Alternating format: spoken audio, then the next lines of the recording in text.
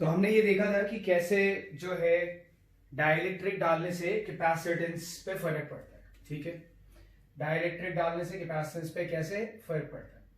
जैसे ये कैपेसिटर है, ठीक, इस पे चार्ज प्लस क्यू, इस पे चार्ज माइनस क्यू, और यहां एयर है, plate area A, plate area is equal to A, distance between the plates d, distance between the plates d। तो कैपेसिटेंस क्या आता है इसका, epsilon not a upon D, parallel plate capacitor की बात करनी। ठीक है, अब देखें जरा कि जब हम कैपेसिटर प्लेट्स के बीच में, कैपेसिटर की प्लेट्स के बीच में जो स्पेस है उसको कंप्लीटली फिल कर दें एक डाइलेक्ट्रिक से, जिसका कि डाइलेक्ट्रिक कांस्टेंट के है, जिसका कि डाइलेक्ट्रिक कांस्टेंट के है, dielectric constant is equal to के।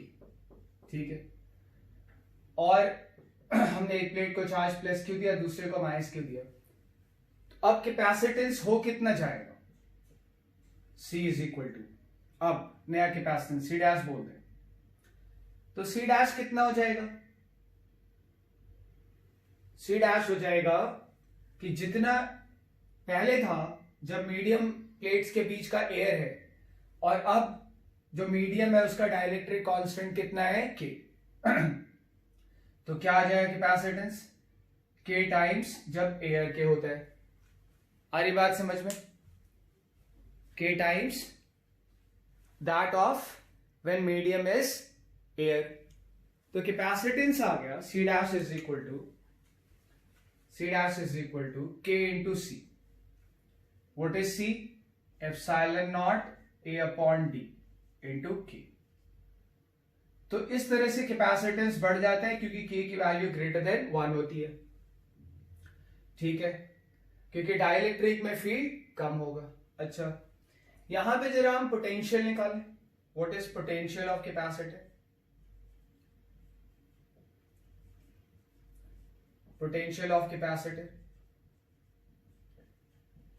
तो कैपेसिटर का अगर हम पोटेंशियल निकालेंगे Vc, तो कैपेसिटर के पोटेंशियल का फॉर्मूला क्या होता है, कैपेसिटर के पोटेंशियल का फॉर्मूला होता है चार्ज अपॉन कैपेसिटेंस। तो ये पोटेंशियल आया। यहां पे अगर देखें, यहां पे पोटेंशियल ऑफ कैपेसिटर देखें,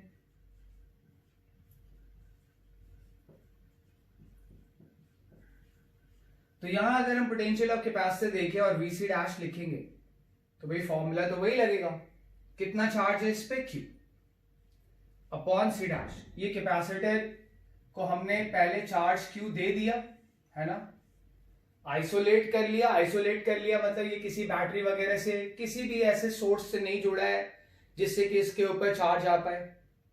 तो कैपेसिटर को चार्ज Q दे दिया, और फिर उसके बाद जो स्पेस है दोनों प्लेट्स के बीच में उसमें हम डाइलेक्ट्रिक ला रहे हैं।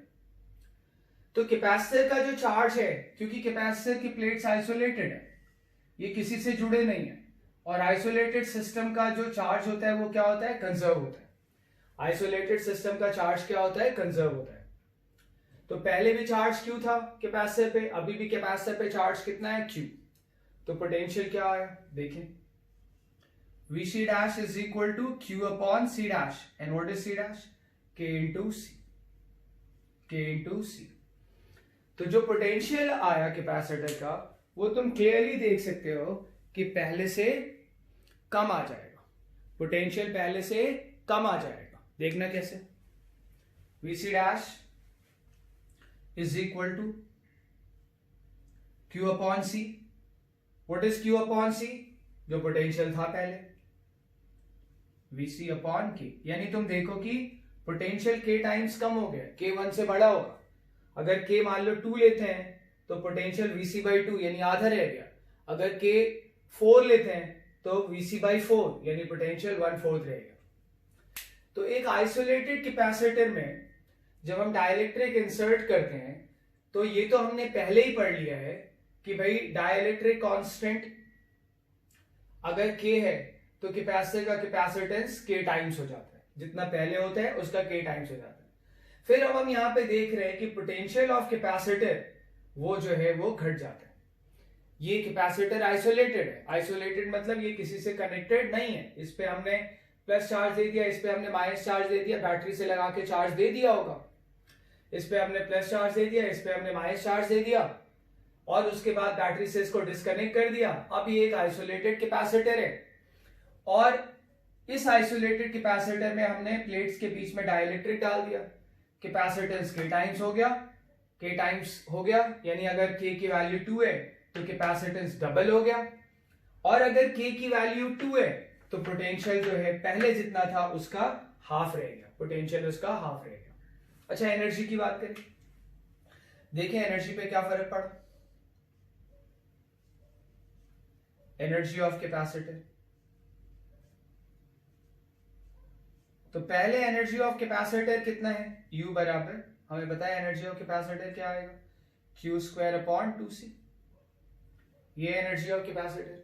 और अब देखें कि जब हमने आइसोलेटेड कैपेसिटर में, जब ये कैपेसिटर किसी चार्ज के सोर्स के साथ नहीं जुड़ा है, जब ये कैपेसिटर किसी एनर्जी के सोर्स के साथ नहीं जुड़ा है, तब इसमें एनर्जी क्या होती है, चार्ज तो उतना ही रह गया। आइसोलेटेड कैपेसिटर है इसलिए चार्ज की वैल्यू में चेंज आएगा नहीं, डिवाइड Q²/2C', यही होता है एनर्जी का फॉर्मूला। तो U डैश क्या आया, Q²/2C', and C dash is K into C। आ रही बात समझ में। तो U डैश बराबर क्या आ गया, Q²/2K into 1/2C into 1/K। Q²/2C क्या है, एनर्जी जो पहले थी जब हमने इसमें डाइलेक्ट्रिक नहीं डाला था। तो U डैश क्या आएगा, U डैश आ गया जितनी पहले एनर्जी थी डिवाइडेड बाई K, यानी एनर्जी K टाइम्स कम हो गई। अगर K की वैल्यू 2 है तो एनर्जी पहले से आधी हो गई। ये बात समझ पा रहे हो। तो जो आइसोलेटेड कैपेसिटर है, जो आइसोलेटेड कैपेसिटर है उसमें अगर हम डाइलेक्ट्रिक इंसर्ट करते हैं तो उसके पोटेंशियल पे और उसकी एनर्जी पे क्या फर्क पड़ा हमने देखा, ठीक है। अब ये एनर्जी जो कम हो गई, ठीक है ना, वो कम क्यों हुई ये हमें देखना पड़ेगा, ठीक है। जो एनर्जी कम हो गई कैपेसिटर की, वो एनर्जी कहां गई, कैसे कम हो गई, ये हम देखेंगे, ठीक है, नेक्स्ट वीडियो लेक्चर में।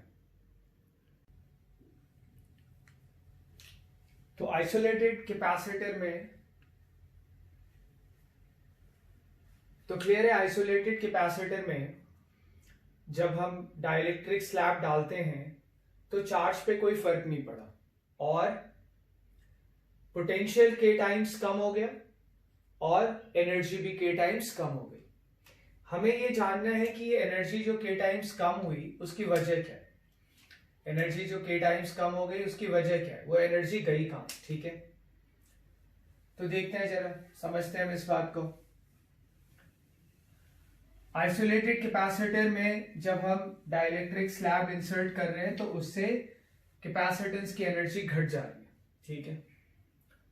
हालांकि पहले घट जा रही है, क्यों घट जा रही है ये निकालेंगे, पर पहले एक बार और जरा हम कैपेसिटेंस की एनर्जी कैलकुलेट करें। देखिए जरा, जब डाइलेक्ट्रिक नहीं था तब की एनर्जी तो हमें पता ही है। जब डाइलेक्ट्रिक नहीं है और इस पे प्लस चार्ज है, इस पे माइनस चार्ज है, ये आइसोलेटेड है, इस पे प्लस Q, इस पे माइनस Q, ठीक है।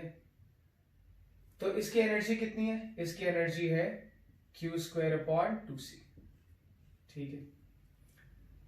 अब जब हम इसमें डाइलेक्ट्रिक इंसर्ट कर रहे हैं तो जरा इसकी एनर्जी निकालें। आइसोलेटेड कैपेसिटर है तो इस पे चार्ज की वैल्यू पे कोई फर्क नहीं पड़ेगा, चार्ज उतना ही रह जाएगा। ये हमने यहां पे कैपेसिटर बना दिया, इस पे प्लस Q चार्ज, इस पे माइनस Q चार्ज, ठीक है। प्लेट एरिया ए ले लेंगे, distance between the plates D ले लेंगे। एक जरा और तरीके से एनर्जी कैलकुलेट करें। यहां पे अब फील्ड है कितना, इलेक्ट्रिक फील्ड, यहां पे इलेक्ट्रिक फील्ड अगर कैपेसिटर नहीं होता तो यहां पे इलेक्ट्रिक फील्ड होता Q upon epsilon not a. अब कितना होगा, K टाइम्स कम, हम पढ़ चुके। अगर डाइलेक्ट्रिक स्लैब का डाइलेक्ट्रिक कांस्टेंट K है तो ये आ जाएगा। आई बात समझ में? ये इलेक्ट्रिक फील्ड है। अच्छा, अब एनर्जी डेंसिटी का फॉर्मूला क्या होता है? Energy density, energy density of electric field.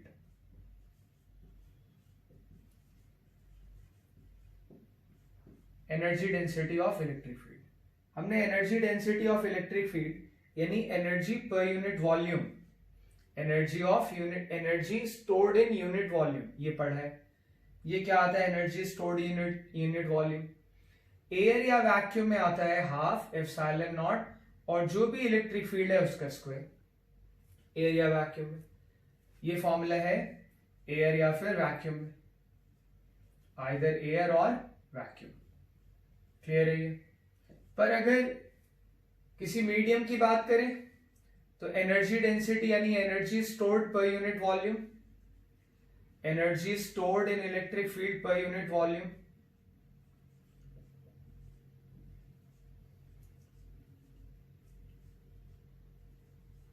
Electric field पर यूनिट वॉल्यूम, ठीक है, क्या हो जाएगा उसमें? देखो, एयर या वैक्यूम में निकाल रहे हैं तो एयर या वैक्यूम की परमिटिविटी लेते हैं।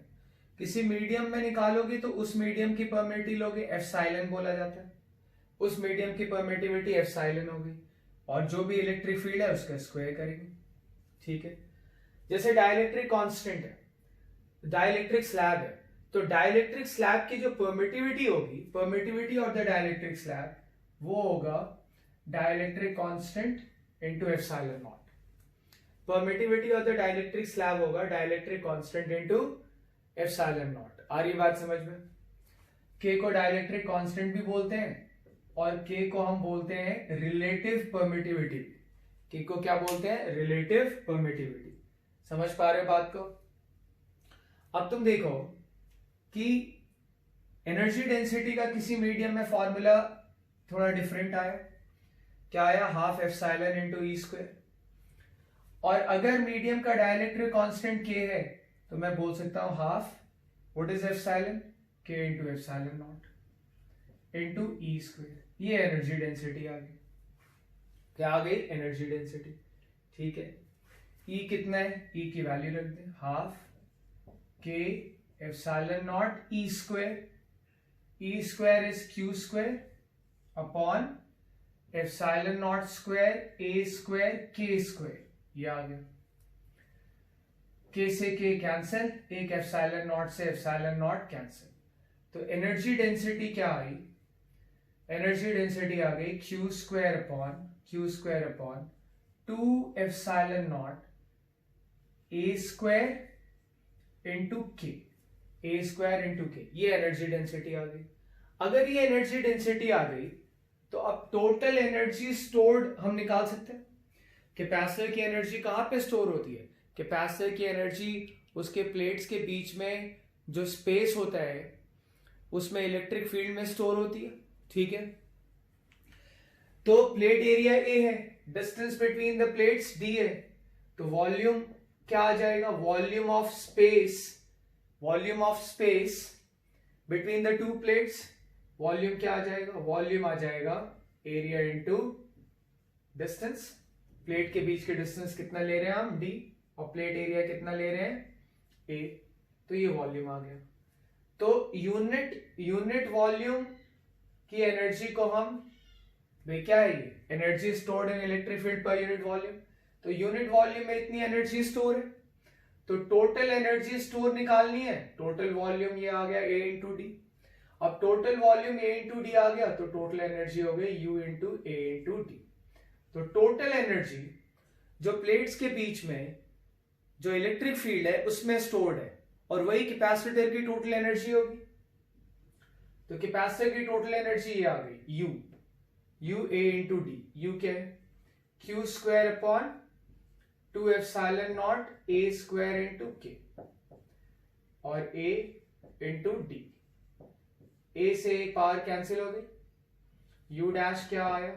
Q square upon 2 epsilon not a, और डी को नीचे ले जाए, के वन, ये के नीचे है, 1/k इधर लिख ले। क्लियरली ये तुम देख पा रहे हो, ये क्या है, कैपेसिटेंस, ये है कैपेसिटेंस। तो क्या आ गया, Q²/2C इंटू 1/k, और Q²/2C क्या है, उधर देखो बिल्कुल लेफ्ट में, तो Q²/2C है एनर्जी। एनर्जी जब प्लेट्स के बीच में कोई मीडियम नहीं था, या कह लो एयर या वैक्यूम था। और अब एनर्जी कितनी आ गई जब हमने डाइलेक्ट्रिक इंसर्ट कर दिया, U/K। यही हमने अभी भी पढ़ा था, दूसरे तरीके से भी हमारे पास यही रिजल्ट आया था। बात समझ पा रहे हो? अब हम फिर अब यहां पे देखें और समझें कि ये जो एनर्जी कम हो रही है, पहले का K टाइम्स हो रही है, तो वो एनर्जी जा कहां रही है ना। तो आइसोलेटेड प्लेट, आइसोलेटेड कैपेसिटर में जब हम डाइलेक्ट्रिक इंसर्ट करते हैं तो एनर्जी कैपेसिटर की घट जाती है, ठीक है। कितनी हो जाती है, पहले का K टाइम्स। कितनी हो जाती है, पहले का जो एनर्जी होती है, पहले एनर्जी कितनी थी U, अब उसका K टाइम्स कम हो गई। ये बात समझ पा रहे हो रहा है, पॉइंट क्लियर, ठीक है। तो देखें अब जरा एनर्जी गई कहां। तो एनर्जी अगर देखें आप, तो देखो सपोज करो ये कैपेसिटर है, प्लेट्स मैंने ऐसे वर्टिकल दिखाने के लिए हॉरिजॉन्टल दिखा रहा हूं, कोई फर्क नहीं पड़ेगा। अब इन कैपेसिटर जो प्लेट्स के बीच में हमें डाइलेक्ट्रिक स्लैब लाके इंसर्ट करना है, कैपेसिटर प्लेट्स के बीच में हमें क्या करना है, डाइलेक्ट्रिक स्लैब को लाके इंसर्ट करना है, ठीक है। मान लेते हैं यहां पे पॉजिटिव चार्ज है, ये पॉजिटिव प्लेट है, यहां पे प्लेट पे नेगेटिव चार्ज है।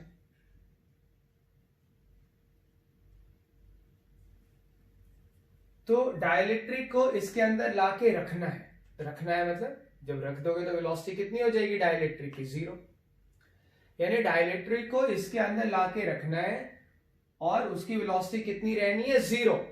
यानी हम ये कह सकते हैं कि डाइलेक्ट्रिक को कैपेसिटर के अंदर स्लोली लेके आना है, स्लोली आना है, ठीक है भाई। लाके रखने का मतलब वेलोसिटी 0, और वेलोसिटी 0 मतलब स्लोली लाके रखा गया होगा, ऐसा कह सकते हैं। समझ पा रहे हो, ठीक है।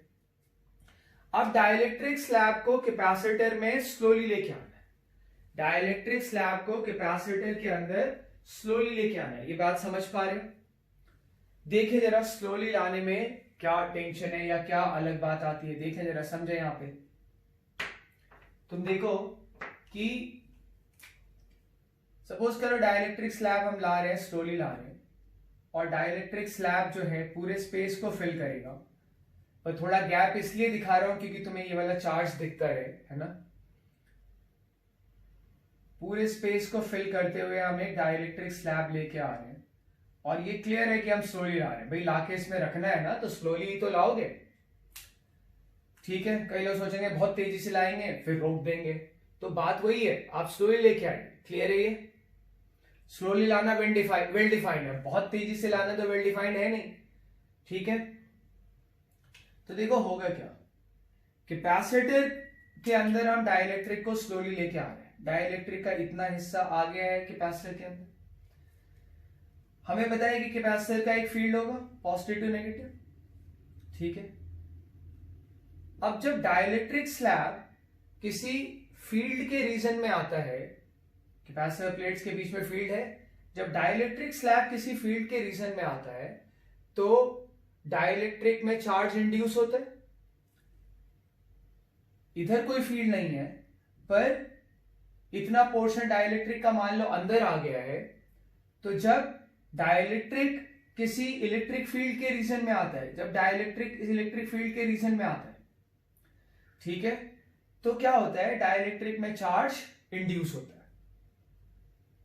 अगर इलेक्ट्रिक फील्ड इधर है, पॉजिटिव टू नेगेटिव होता है, इलेक्ट्रिक फील्ड ऊपर से नीचे की तरफ है, तो इलेक्ट्रिक फील्ड की डायरेक्शन में डाइलेक्ट्रिक पे पॉजिटिव चार्ज इंड्यूस होगा, और दूसरी साइड क्या आएगा, नेगेटिव चार्ज। ये मैंने तुम्हें भी बताया था।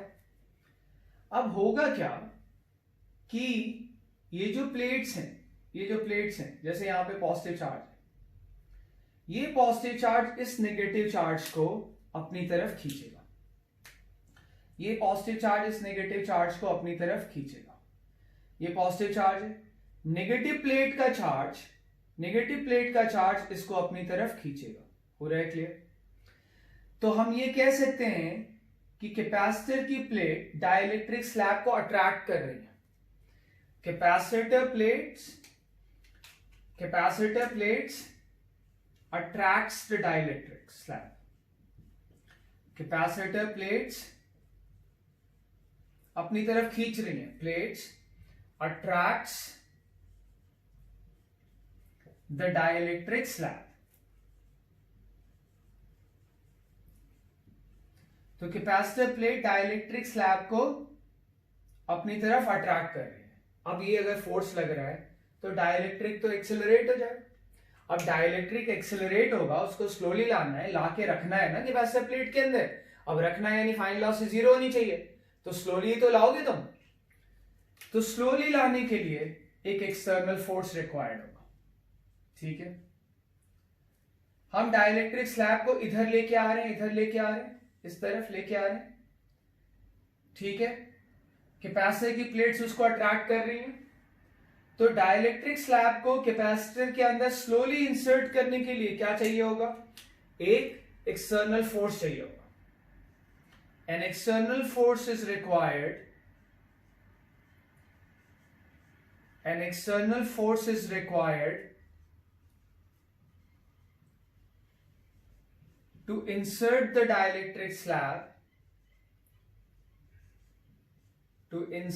dielectric slab, slowly between the plates, ठीक है। आ रही बात समझ में? तो एक एक्सटर्नल फोर्स रिक्वायर्ड होता है। अब जरा देखें इस एक्सटर्नल फोर्स का जो वर्क हो रहा है वो देखें, किधर लग रहा है एक्सटर्नल फोर्स? राइट की तरफ, डायग्राम में देखें तो।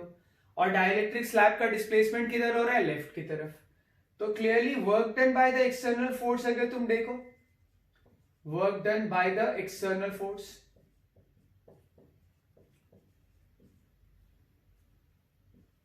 Work done by the external force, तो work done by external force negative है। क्लियर है ये? और हमें पता हो रहा है कि स्लोली मूव करने में एक्सटर्नल फोर्स का जो वर्क होता है, स्लोली मूव करने में एक्सटर्नल फोर्स का जो वर्क होता है वो चेंज इन पोटेंशियल एनर्जी के बराबर होता है। यानी change in potential energy negative आ गई। चेंज इन पोटेंशियल एनर्जी क्या होता है? चेंज हमेशा यूएफ माइनस यूआई होता है, final potential energy minus initial potential energy. तो क्लियरली तुम देख सकते हो यूएफ क्या आया? यूआई से कम। यूएफ यूआई से कम आया यानी पोटेंशियल एनर्जी घट गई, यानी कैपेसिटर की एनर्जी कम हो गई। फाइनल एनर्जी इनिशियल से कम है यानी कैपेसिटर की एनर्जी कम हो गई। कहां गई वो एनर्जी? दरअसल एक्सटर्नल फोर्स नेगेटिव वर्क कर रहा है और एक्सटर्नल फोर्स के नेगेटिव वर्क करने से जो कैपेसिटर की एनर्जी है वो घट गई। क्लियर है ये? और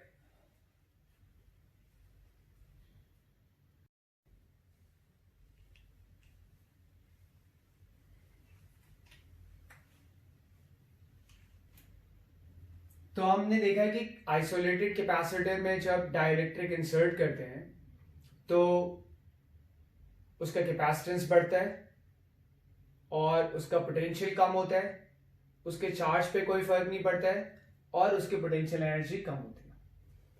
पर अगर कैपेसिटर आइसोलेटेड नहीं हो, जब हम डाइलेक्ट्रिक उसमें इंसर्ट कर रहे हो उस वक्त अगर कैपेसिटर आइसोलेटेड नहीं है बल्कि वो किसी बैटरी के साथ जुड़ा हुआ है, किसी बैटरी के साथ अगर वो जुड़ा हुआ है तो क्या फर्क पड़ेगा इन क्वांटिटीज पे? देखे जरा, इन क्वांटिटीज मतलब चार्ज पे, पोटेंशियल पे, है ना, पोटेंशियल एनर्जी पे वगैरह। तो देखे जरा, कैपेसिटर जो है वो किसी बैटरी के साथ जुड़ा हुआ है, ठीक है। हमने उसको किसी बैटरी से जोड़ दिया। मान लेते हैं कैपेसिटर इनिशियली अनचार्ज है कैपेसिटर इनिशियली अनचार्ज है, उस पर कोई चार्ज नहीं है, स्विच ओपन है और हम स्विच को क्लोज करें। बैटरी का ईएमएफ वी मान लेते हैं, बैटरी का ईएमएफ वी मान लेते हैं।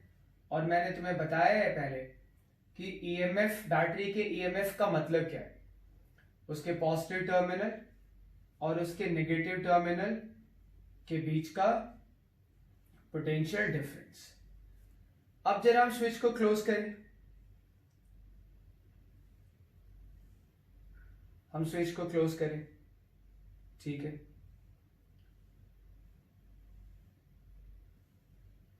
इस पॉइंट को हम ए नाम रखते हैं, इस पॉइंट को हम बी नाम रखते हैं, ठीक है। स्विच को क्लोज करेंगे तो कि बैटरी से एक चार्ज फ्लो होगा।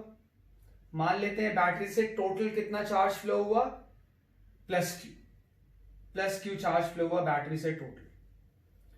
तो हमें पता है कि इस वाले प्लेट पे प्लस चार्ज आ जाएगा,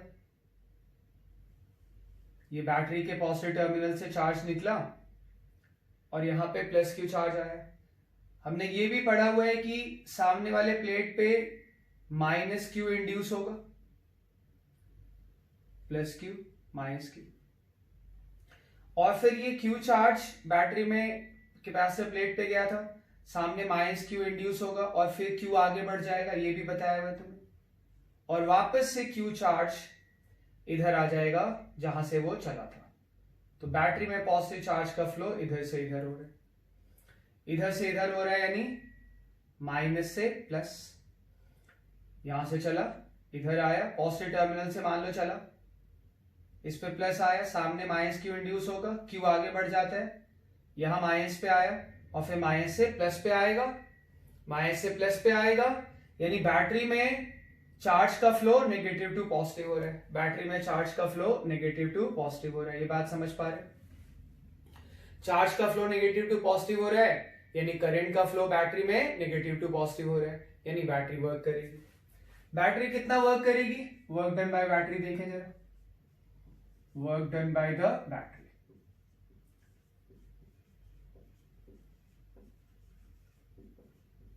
तो work done by the battery हमें पता है कि क्या होता है। अगर बैटरी में करंट, बैटरी के अंदर करंट अगर नेगेटिव से पॉजिटिव जा रहा हो, देखो यहां से प्लस क्यू चला, कैपेसिटर के प्लेट पे आया, सामने माइनस क्यू इंड्यूस हुआ, क्यू आगे चला गया, यहां तक आया, माइनस बैटरी के नेगेटिव टर्मिनल पे आया, फिर पॉजिटिव पे आएगा, क्योंकि जहां से जितना चार्ज चला है वहां उतना चार्ज आना पड़ेगा। तो बैटरी के अंदर अगर देखा जाए तो चार्ज नेगेटिव से पॉजिटिव आया, चार्ज नेगेटिव से पॉजिटिव आया, बात समझ पा रहे हैं? और चार्ज पॉजिटिव चार्ज है ना, क्यू पॉजिटिव चार्ज हम लेके चल रहे हैं, तभी तो यहां पे प्लस लिखा है और सामने नेगेटिव इंड्यूस हुआ। तो पॉजिटिव चार्ज अगर नेगेटिव से पॉजिटिव जा रहा है तो करंट के फ्लो की डायरेक्शन क्या होती है, फ्लो ऑफ पॉजिटिव चार्ज, यानी बैटरी के अंदर करंट का फ्लो, बैटरी के अंदर करंट का फ्लो नेगेटिव टू पॉजिटिव है, और बैटरी के अंदर अगर करंट का फ्लो नेगेटिव टू पॉजिटिव हुआ है तो मैंने बताया तुम्हें बैटरी ने वर्क किया। भाई पॉजिटिव चार्ज का फ्लो नेगेटिव टू पॉजिटिव, यानी करंट का फ्लो नेगेटिव टू पॉजिटिव, और नेगेटिव टू पॉजिटिव अगर करंट फ्लो होता है तो उस एलिमेंट को वर्क करना पड़ता है, उस एलिमेंट को वर्क करना पड़ता है। कितना वर्क करना पड़ता है बैटरी को, जितना चार्ज फ्लो हुआ इनटू बैटरी का ईएमएफ, जितना चार्ज फ्लो हुआ इनटू बैटरी का ईएमएफ, ये work done by the battery आया, ठीक है। अब जरा देखें, मान लेते हैं, आर्बिट्रेरी मान लेते हैं कि VB जो है वो x है, मान लिया VB इज x, ठीक है, और VB minus VA minus VB यानी पॉजिटिव टर्मिनल का पोटेंशियल माइनस नेगेटिव टर्मिनल का पोटेंशियल, यानी पॉजिटिव टर्मिनल और नेगेटिव टर्मिनल के बीच का पोटेंशियल डिफरेंस कितना है, बैटरी के ईएमएफ V के बराबर। तो A का पोटेंशियल कितना आया, A का पोटेंशियल आया x प्लस V, A का पोटेंशियल आया x प्लस V, ठीक है। अगर A से B में जाऊं तो A का पोटेंशियल कितना है, x प्लस V, B का पोटेंशियल कितना है, x। अगर मैं A से B ट्रैवल करूंगा तो पोटेंशियल में ड्रॉप आ रहा है, पोटेंशियल में ड्रॉप आ रहा है, कितना ड्रॉप आ रहा है, ए का पोटेंशियल है x प्लस वी, बी का पोटेंशियल है x, तो a से b गए यानी पोटेंशियल x प्लस वी से x हो गया, यानी ड्रॉप आया, कमी आई, कितनी की आई, v की। अब यहाँ पे एक बात है कि भाई इलेक्ट्रिक फील्ड और इलेक्ट्रिक फील्ड जो होता है और जो उसका पोटेंशियल होता है, पोटेंशियल जो आता है वो कंजर्वेटिव फील्ड की वजह से आता है। किसी भी कोई भी फील्ड कंजर्वेटिव होगी तभी उसका पोटेंशियल आएगा। आई बात समझ में? इसलिए जो कंजर्वेटिव फील्ड होते हैं ना उनको हम पोटेंशियल फील्ड भी बोलते हैं। इलेक्ट्रिक फील्ड कंजर्वेटिव फील्ड है, उसका पोटेंशियल होगा। तो जो कंजर्वेटिव फील्ड होता है उसका जो पोटेंशियल डिफरेंस होता है दो पॉइंट के बीच में, दो पॉइंट के बीच में जो पोटेंशियल डिफरेंस होता है वो पाथ पे डिपेंड नहीं करता है, वो पाथ पे डिपेंड नहीं करता। जैसे ए से बी जाने के दो पाथ अवेलेबल है, ए से बी जाने का एक पाथ तो थ्रू बैटरी है। कितना ड्रॉप आया? ए का पोटेंशियल है x प्लस वी, बी का पोटेंशियल है x। आई बात समझ में? तो ए से बी जाते हुए कितना पोटेंशियल ड्रॉप आया? v। अब ए से बी अगर तुम किसी दूसरे पाथ से जाते हो, कंटिन्यूअस पाथ से, तब भी ड्रॉप वही आएगा जो पहले पाथ से आया। पहले पाथ से ड्रॉप v आए, दूसरे पाथ से भी ड्रॉप v आएगा। अब दूसरा कौन सा पाथ है? दूसरा ये वाला पाथ है, थ्रू कैपेसिटर। हम थ्रू कैपेसिटर जाएं, ए से बी, यहां आ जाए तो ठीक है, यहां से यहां चले। अब यहां से यहां अगर चल रहे हैं तो कुछ बीच में एलिमेंट आ नहीं रहा है। जब एलिमेंट नहीं आएगा ना तो पोटेंशियल ना तो घटेगा ना बढ़ेगा। यहां से यहां तक आ गए। अब हम कैपेसिटर को क्रॉस करेंगे और कैपेसिटर के पॉजिटिव से नेगेटिव पे जाएंगे, और कैपेसिटर के पॉजिटिव से जब नेगेटिव पे जाएंगे, कैपेसिटर के पॉजिटिव से जब नेगेटिव पे जाएंगे तो ड्रॉप आएगा। ठीक है, ड्रॉप आएगा। अच्छा, ड्रॉप क्या आएगा? पॉजिटिव प्लेट से नेगेटिव प्लेट पे जाएंगे तो जो ड्रॉप आएगा उसको हम क्या लिखेंगे? एक तरह से मैं कह सकता हूं ना कि वो एक तरह से कैपेसिटर के दो प्लेट्स के बीच का पोटेंशियल डिफरेंस होगा। जो ड्रॉप आएगा वो कैपेसिटर के प्लेट्स के बीच का पोटेंशियल डिफरेंस होगा। तुम यहां पे भी देखो, ए से बी जा रहे हैं मान लो बैटरी के थ्रू, कितना ड्रॉप आया? ए का पोटेंशियल है x प्लस वी, बी का पोटेंशियल है x, तो ए से बी जाने में कितना ड्रॉप आया? v। ए से बी जाने में ड्रॉप आया v, बैटरी के ईएमएफ के बराबर। और जरा तुम ध्यान से देखो तो ए और बी के बीच का पोटेंशियल डिफरेंस भी कितना है? v। तो दो पॉइंट के बीच में जो पोटेंशियल ड्रॉप आता है वो दरअसल उन दोनों पॉइंट्स के बीच का पोटेंशियल डिफरेंस होता है। दो पॉइंट्स के बीच में जो पोटेंशियल ड्रॉप आता है वो दरअसल उन दोनों पॉइंट्स के बीच का पोटेंशियल डिफरेंस होता है। क्लियर है ये? बैटरी का पॉजिटिव टर्मिनल ए पे, बैटरी का नेगेटिव टर्मिनल बी पे। तो जब हम ए से बी जाएंगे तो जो पोटेंशियल डिफरेंस होगा वही पोटेंशियल ड्रॉप होगा। ए से बी जाते हुए पोटेंशियल ड्रॉप कितना है?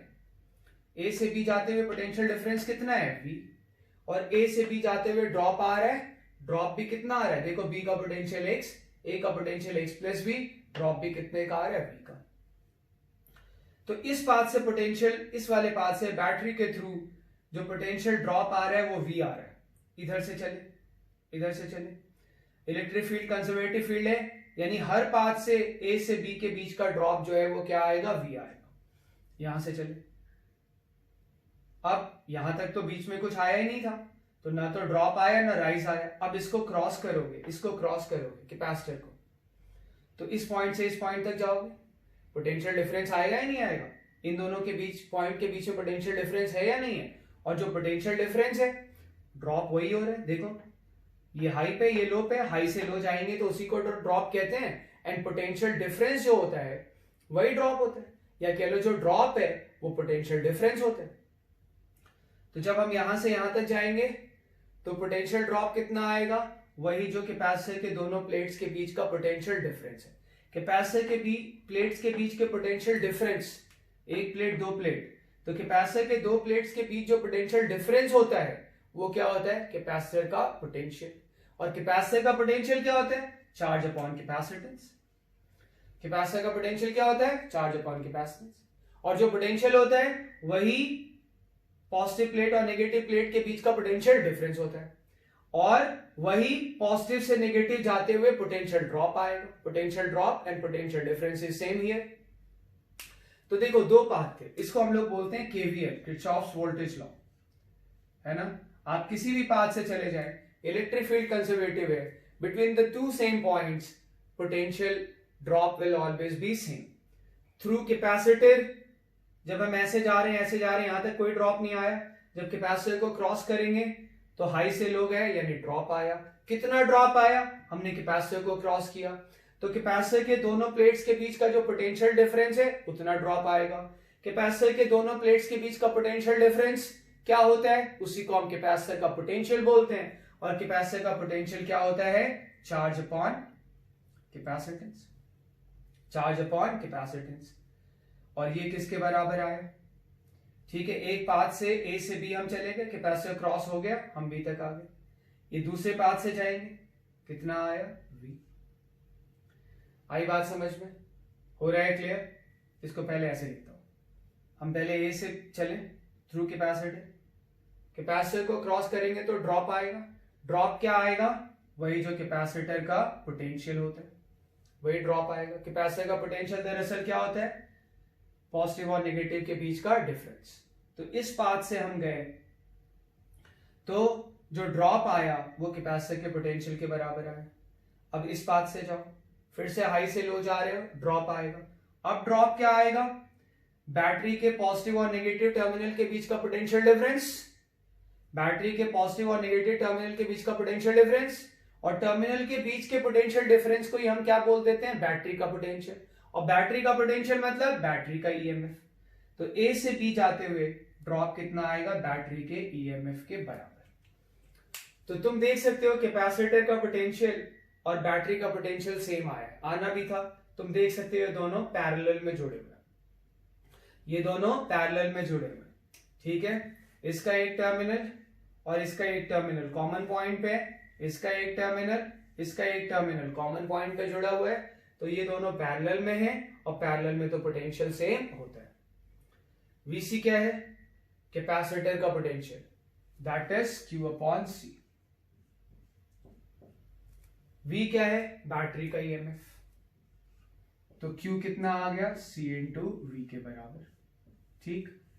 क्यू कितना आ गया, सी इंटू वी के बराबर, ठीक है। और अगर तुम देखो तो एनर्जी कितनी आएगी कैपेसिटर की, कैपेसिटर की एनर्जी का फॉर्मूला होता है हाफ सी इंटू कैपेसिटर के पोटेंशियल का स्क्वायर। पर कैपेसिटर यहां पे बैटरी के साथ पैरेलल में जुड़ा हुआ है, इसलिए उसकी पोटेंशियल एनर्जी क्या आ जाएगी, half C into VC same as EMF of the battery, तो हम कह सकते हैं half C into V square. ये कैपेसिटर की एनर्जी आ गई, ठीक है। और कैपेसिटर आइसोलेटेड नहीं रखेंगे हम, कैपेसिटर को बैटरी से जुड़ा हुआ रखेंगे और अब इसमें डाइलेक्ट्रिक इंसर्ट करेंगे। कैपेसिटर को बैटरी से जुड़ा हुआ रखेंगे और अब इसमें डाइलेक्ट्रिक हम इंसर्ट करेंगे, ठीक है। देखें जरा, ठीक है।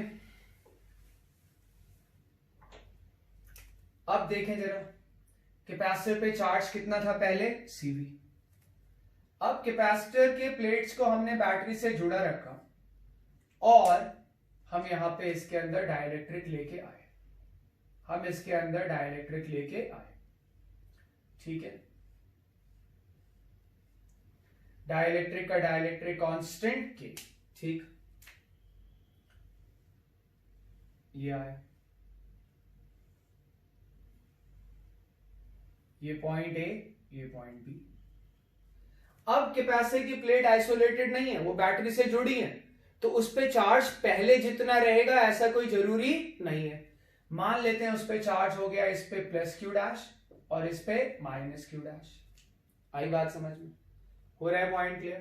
पहले चार्ज कितना था ध्यान रखना, सीवी। अब मानते हैं चार्ज कितना हो गया, एक पे क्यू डैश दूसरे पे माइनस क्यू डैश, ठीक है। अब यहां पे पहले हम कैपेसिटर का कैपेसिटेंस लिखें, कैपेसिटेंस सी डैश बराबर के इंटू सी हो जाएगा। पूरे स्पेस में तुमने डाइलेक्ट्रिक डाल दिया है तो के इंटू सी हो जाएगा, जितना पहले था उसका के टाइम्स। अच्छा, अब जरा हम कैपेसिटर का पोटेंशियल देखें, potential of capacitor.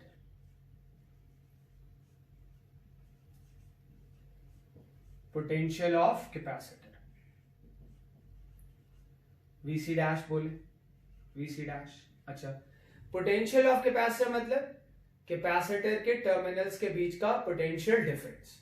Potential of capacitor मतलब कैपेसिटर के टर्मिनल्स के बीच का पोटेंशियल डिफरेंस। क्लियर है? अब तेरा तुम ध्यान से देखो, बैटरी का ईएमएफ वी है ना, आ रही बात समझ में? ए से बी जा रहे हैं, ए से बी जा रहे हैं, हम कैपेसिटर का पोटेंशियल निकालेंगे। पर देखो ए से बी गए, V A minus V B,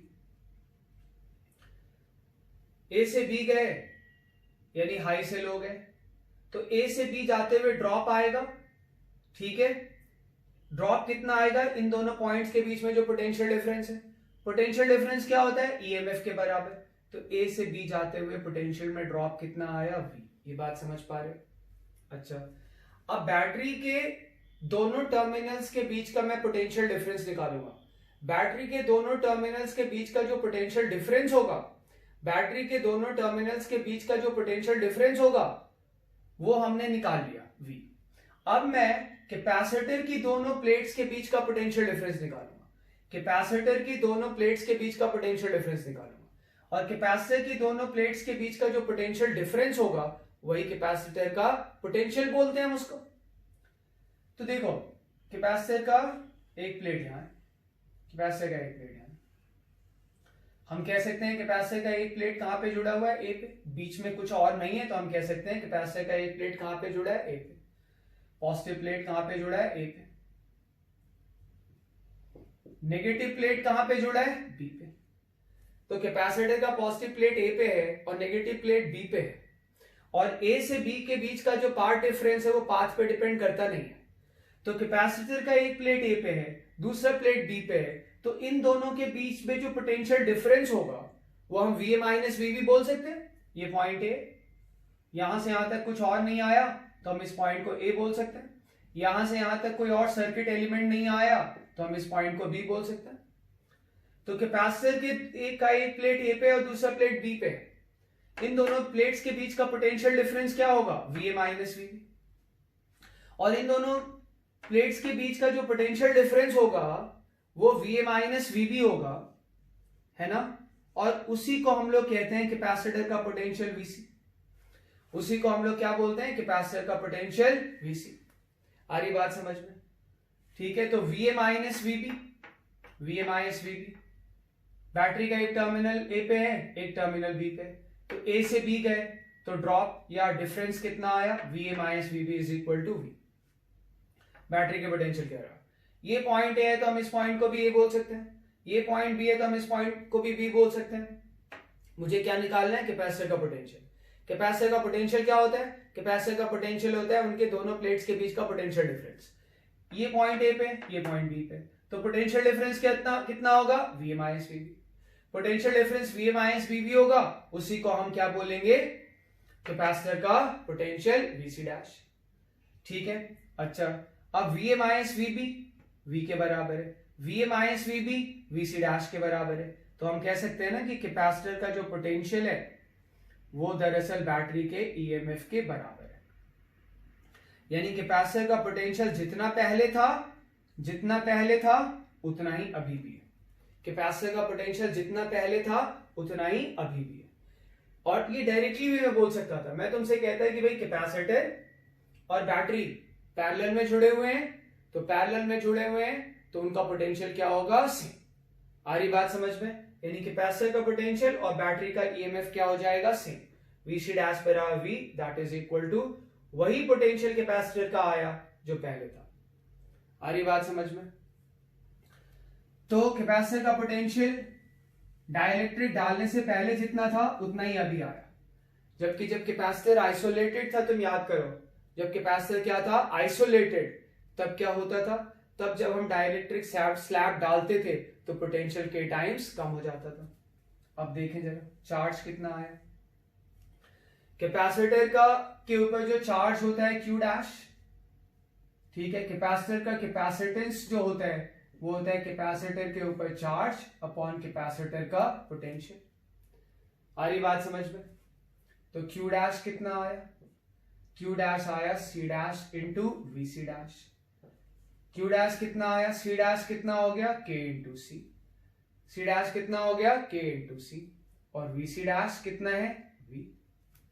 यानी अगर तुम ध्यान से देखो तो अब जो चार्ज है वो पहले से K टाइम्स ज्यादा हो गया। पहले चार्ज CV था, अब इतना, ठीक है। पहले चार्ज Q था, अब कितना हो गया चार्ज K इंटू Q। तो कितना एडिशनल चार्ज आया, एक्स्ट्रा चार्ज कितना आया, एक्स्ट्रा चार्ज आया, फाइनल चार्ज Q डैश है, इनिशियल चार्ज Q है, तो एक्स्ट्रा चार्ज प्लेट्स पे कितना आ गया K माइनस 1 इंटू Q, और Q दरअसल किसके बराबर है CV के। ये बात समझ पा रहे हो, आ रही बात समझ में। तो तुम देखो कि जब कैपेसिटर आइसोलेटेड नहीं है, जब कैपेसिटर आइसोलेटेड नहीं है तब कैपेसिटर पे चार्ज जो है वो कांस्टेंट नहीं रह रहा है, कंजर्व नहीं रह रहा है। जबकि जब आइसोलेटेड था और हमने डाइलेक्ट्रिक डाला था तो चार्ज रिमेन्स कांस्टेंट, पोटेंशियल के टाइम्स कम हो गया था एंड पोटेंशियल एनर्जी भी के टाइम्स कम हो गई थी। पर अब हम यहां पे देखें तो पोटेंशियल सेम रह गया, पोटेंशियल सेम रह गया कैपेसिटर का। कैपेसिटर के पोटेंशियल का मतलब है दोनों टर्मिनल्स के बीच का पोटेंशियल डिफरेंस। इसका एक टर्मिनल ए पे और एक टर्मिनल बी पे, तो पोटेंशियल डिफरेंस में VA माइनस VB बोल सकता हूं। अच्छा, बैटरी का एक टर्मिनल ए पे है, दूसरा टर्मिनल बी पे, तो इन दोनों टर्मिनल्स के बीच का पोटेंशियल डिफरेंस, बैटरी के पॉजिटिव और नेगेटिव टर्मिनल के बीच का जो पोटेंशियल डिफरेंस होता है वो दरअसल बैटरी का EMF होता है। तो VA माइनस VB को मैं V बोल सकता हूं। और कैपेसिटर का एक प्लेट ए पे एक प्लेट बी पे, तो इसका पोटेंशियल डिफरेंस क्या आएगा VA माइनस VB, और इसके पोटेंशियल डिफरेंस को, प्लेट्स के पोटेंशियल डिफरेंस को, है ना, पॉजिटिव प्लेट और नेगेटिव प्लेट के पोटेंशियल डिफरेंस को मैं कैपेसिटर का पोटेंशियल बोल सकता हूं। फिर मैंने यहां पे इक्वेट कर दिया, VC डैश बराबर V आ गया, यानी कैपेसिटर का पोटेंशियल अभी भी उतना है जितना पहले था, और रहना भी होगा। क्यों, पहले भी कैपेसिटर जो था जब डाइलेक्ट्रिक हमने नहीं डाला था, कैपेसिटर बैटरी के साथ पैरेलल में था। पैरेलल में होते हैं तो जो पोटेंशियल डिफरेंस होता है वो सेम होता है। अब जब तुमने डाइलेक्ट्रिक डाल दिया तो अभी भी ये बैटरी और ये कैपेसिटर, इसका एक टर्मिनल ए पे, इसका ए पे, इसका बी पे, इसका बी पे, यानी ये पैरेलल में है, तो जो पोटेंशियल डिफरेंस इसका होगा वही पोटेंशियल डिफरेंस इसका होगा। जो पोटेंशियल डिफरेंस बैटरी का होता है उसको EMF बोलते हैं, जो कैपेसिटर का पोटेंशियल डिफरेंस होता है उसको कैपेसिटर का पोटेंशियल बोलते हैं। ठीक है, तो पोटेंशियल पे फर्क नहीं पड़ा, पोटेंशियल पे फर्क नहीं पड़ा। चार्ज बढ़ गया, K टाइम्स हो गया, K ग्रेटर देन 1 होता है, चार्ज बढ़ गया। आई बात समझ में, हो रहा है क्लियर। और अब जरा हम एनर्जी देखें, एनर्जी पे क्या फर्क पड़ा, Q डैश बराबर, भाई कैपेसिटर की एनर्जी का फॉर्मूला होता है C डैश इंटू कैपेसिटर के पोटेंशियल का स्क्वायर। ठीक है, Q dash half C dash अब K टाइम्स हो गया, पर कैपेसिटर का पोटेंशियल वही जो पहले था V, अभी भी V है, कैपेसिटर का पोटेंशियल बाद में भी वही है जो पहले था V के बराबर। तो क्या आ गया U डैश बराबर half K into C into V square. अगर तुम ध्यान से देखो तो half CV square into K, और क्लियरली तुम देख सकते हो ये पहले की एनर्जी है K इंटू U। तो क्लियरली तुम देख सकते हो K क्योंकि 1 से बड़ा होता है, भाई K 1 से बड़ा होता है, तो K इंटू U दोनों तरफ मल्टीप्लाई कर लो, U से बड़ा आएगा। K इंटू क्या है फाइनल एनर्जी, तो फाइनल एनर्जी जो आई डाइलेक्ट्रिक स्लैब डालने के बाद वो इनिशियल एनर्जी से ज्यादा आई। ठीक है, अब कितनी एनर्जी बढ़ गई भाई निकाले, फाइनल एनर्जी है K into U, initial energy थी U, K इंटू U यानी K माइनस 1 इंटू U, और कितनी एनर्जी बढ़ गई K माइनस 1 इंटू U, और U क्या है तुम्हें ध्यान होगा हाफ CV स्क्वायर, इतनी एनर्जी बढ़ गई। अब ये कैपेसिटर की एनर्जी बढ़ी कैसे ये हम देखेंगे, पर उससे पहले जरा हम देख लें what is the work done by the battery, what is the work done by the battery in the process of inserting the dielectric, work done by the battery in the process of inserting the dielectric। निकाले जरा, work done by the battery in the process of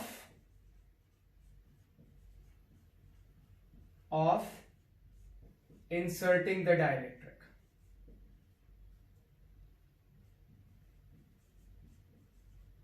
The dielectric clear है ये? अगर हम यहां पे देखें तो हम ये समझ सकते हैं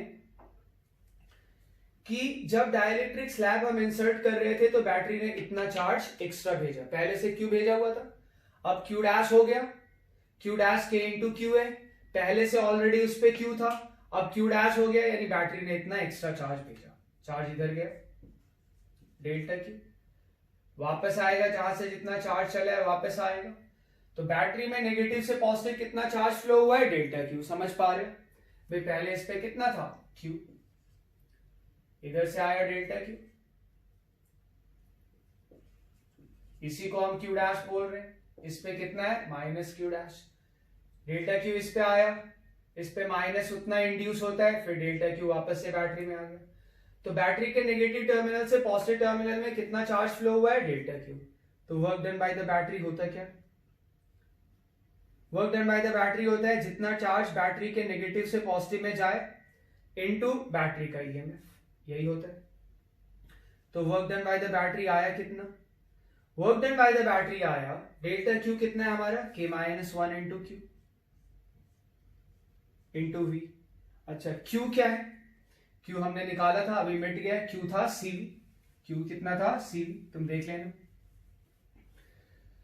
तो work done by the battery क्या आया भाई, work done by the battery आया K minus 1 into Q V, Q था सीवी तो सीवी स्क्वायर, ये देखो ये आया work done by the battery in the process of inserting the dielectric slab. और पोटेंशियल एनर्जी कितनी बढ़ी डाइलेक्ट्रिक स्लैब को इंसर्ट करने से, इतनी। अगर तुम ध्यान से देखो तो जो पोटेंशियल एनर्जी बढ़ी है ना, वो work done by the battery का आधा बढ़ी है। अब आधा ही क्यों बढ़ी, बैटरी ने जो वर्क किया, अगर बैटरी ने 100 जूल का वर्क किया तो कैपेसिटर की एनर्जी कितनी बढ़ी, 50 जूल। कैपेसिटर की एनर्जी कितनी बढ़ी, 50 जूल। तो बैटरी ने जो वर्क किया उससे कैपेसिटर की एनर्जी बढ़ी, तो बैटरी ने वर्क अगर 100 जूल किया तो कैपेसिटर की एनर्जी कितनी बढ़ी, 50 जूल्स। समझ पा रहे हो, आधी बढ़ी। बैटरी का वर्क 100 जूल, कैपेसिटर की एनर्जी बढ़ी 50 जूल, बाकी 50 जूल कहां गया। तो याद करो कि डाइलेक्ट्रिक को कैपेसिटर की प्लेट्स जो है वो अट्रैक्ट करती हैं, डाइलेक्ट्रिक को कैपेसिटर की प्लेट्स अट्रैक्ट करती हैं, है ना। जब तुम इसमें डाइलेक्ट्रिक स्लैब को इंसर्ट कर रहे होगे तो उसको कैपेसिटर की प्लेट्स अट्रैक्ट करेंगी, कैपेसिटर प्लेट्स अट्रैक्ट करेंगी। तो स्लोली इंसर्ट करने के लिए एक एक्सटर्नल फोर्स लगाना पड़ेगा, और एक्सटर्नल फोर्स का वर्क नेगेटिव होगा, ठीक है। तो बैटरी ने जो वर्क किया उसका आधा कहां गया, उसका आधा गया कैपेसिटर की एनर्जी बढ़ाने में, बाकी आधा कहां गया, इस नेगेटिव, ये जो एक्सटर्नल फोर्स का जो नेगेटिव वर्क हो रहा है उसको कंपनसेट करने में, एक्सटर्नल फोर्स का जो नेगेटिव वर्क हो रहा है उसको कंपनसेट करने में। तुम देखो यहां पे कैपेसिटर पे कौन कौन वर्क कर रहा है, एक तो बैटरी वर्क कर रही है, बैटरी का वर्क, दूसरा ये जो एक्सटर्नल फोर्स है ये भी वर्क कर रहा है, एक्सटर्नल फोर्स, और ये सारे वर्क जो है वो कैपेसिटर की एनर्जी में चेंज ला रहे हैं। आया समझ में, सारे वर्क जो हैं वो कैपेसिटर की एनर्जी में चेंज ला रहे हैं, ये बात समझ पा रहे हो। तुम देखो work done by the battery is 2 times increase in the energy of capacitor. Battery जितना वर्क करती है उसका आधा ही बस कैपेसिटर की एनर्जी बढ़ा पाता है, तो work done by the battery is 2 times increase in the energy of capacitor. और ये एक्सटर्नल फोर्स है। एक्सटर्नल फोर्स क्यों रिक्वायर्ड है, क्योंकि जब आप डाइलेक्ट्रिक स्लैब को इसमें इंसर्ट करते हैं, जब आप डाइलेक्ट्रिक स्लैब को इसमें इंसर्ट करते हैं तो डाइलेक्ट कैपेसिटर उसको अट्रैक्ट करता है, तो स्लोली इंसर्ट करने के लिए हमें ऑपोजिट डायरेक्शन में एक्सटर्नल फोर्स लगाना पड़ता है, जिससे कि एक्सटर्नल फोर्स इसको बैलेंस कर ले, नेट फोर्स 0 हो जाए और वो स्लोली इंसर्ट हो। तो work done by the battery जो चेंज पोटेंशियल एनर्जी बढ़ा वो बैटरी के वर्क डन का आधा बढ़ा, तो work done by the battery is 2 times that of the change in potential energy, बोल सकते हैं, plus work done by external force delta U. हो रहा है क्लियर? तो work done by external force किसके बराबर आया? माइनस डेल्टा यू के, माइनस डेल्टा यू के। तो work done by external force दरअसल किसके बराबर आ गया? डेल्टा यू क्या है? WB/2, यानी बैटरी के वर्क डन का आधा एक्सटर्नल फोर्स का नेगेटिव वर्क होता है। ठीक है, एक्सटर्नल फोर्स का कितना नेगेटिव वर्क हुआ? बैटरी के वर्क का आधा। तो बैटरी ने जो वर्क किया आधा कहां गया? कैपेसिटर की एनर्जी बढ़ाने में। आधा कहां गया? एक्सटर्नल फोर्स के नेगेटिव वर्क डन को कंपनसेट करने में। आ रही बात समझ में? तो इस तरह से हमने देखा कि भाई कैपेसिटर की एनर्जी पे क्या फर्क पड़ता है जब हम उसमें डाइलेक्ट्रिक इंसर्ट करते हैं, जब हम उसमें डाइलेक्ट्रिक इंसर्ट करते हैं। बात समझ पा रहे हो? जब कैपेसिटर आइसोलेटेड होता है, जब कैपेसिटर आइसोलेटेड होता है तो एनर्जी घट जाती है। क्यों? क्योंकि स्लोली इंसर्ट करने के लिए एक्सटर्नल फोर्स नेगेटिव वर्क करता है, एनर्जी घटाता है। जब कैपेसिटर बैटरी से जुड़ा होता है तो एनर्जी घटने के बजाय बढ़ जाती है। क्यों? जो एक्सटर्नल फोर्स है वो अभी भी नेगेटिव वर्क कर रहा है, लेकिन बैटरी उसके नेगेटिव वर्क को कंपनसेट कर रही है। ठीक है, जितना वो नेगेटिव वर्क करता है बैटरी उससे डबल वर्क करती है। बैटरी का आधा वर्क एक्सटर्नल फोर्स के नेगेटिव वर्क को कंपनसेट करता है और बाकी आधा वर्क उसकी पोटेंशियल एनर्जी को बढ़ाता है।